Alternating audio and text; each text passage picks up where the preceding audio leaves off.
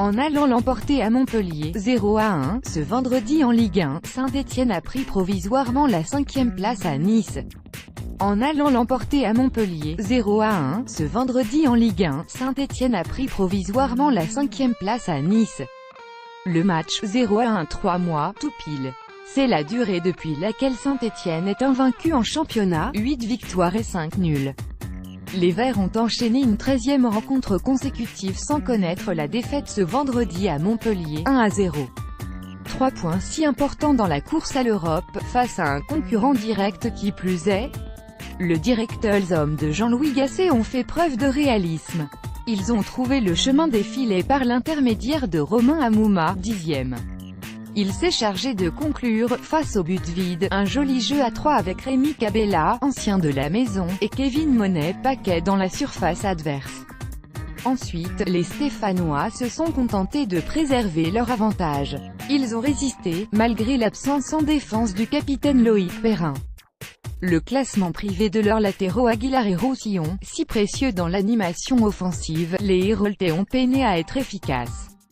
De loin, Mendes, 36e, Mukiele, 39e, ou Ninga, 43e, n'ont pas cadré.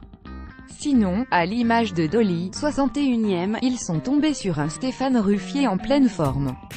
Lequel s'est, entre-temps, même permis de détourner le pénalty de Sio, 45e de Skiriak, lui, vu sa frappe s'écraser sur le poteau, 84e.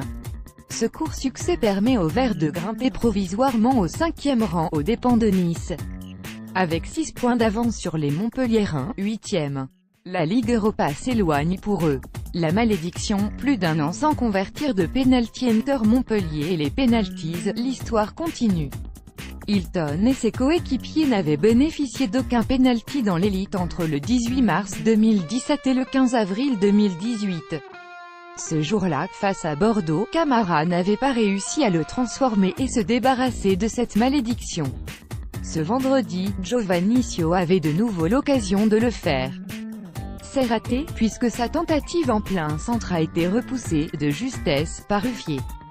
Quand ça ne veut pas, ça ne veut pas. Le fait, émotion à la Mosson. L'avant-match de ce MHSCASSE a été marqué par 2 hommages. D'abord, 40 ex-joueurs du club de l'Hérault ont foulé la pelouse jusqu'au rond central avec, chacun, un maillot des équipes de Ligue 1 et Ligue 2 à la main. Ces tuniques dédicacées ont été offertes par l'UNFP pour compléter la collection du regretté Louis Nicolin. Puis, comme c'est prévu par la LFP sur tous les terrains français ce week-end, une minute d'applaudissements a été observée en mémoire de Henri Michel, qui n'est plus depuis cette semaine. Congrès, ça va être compliqué.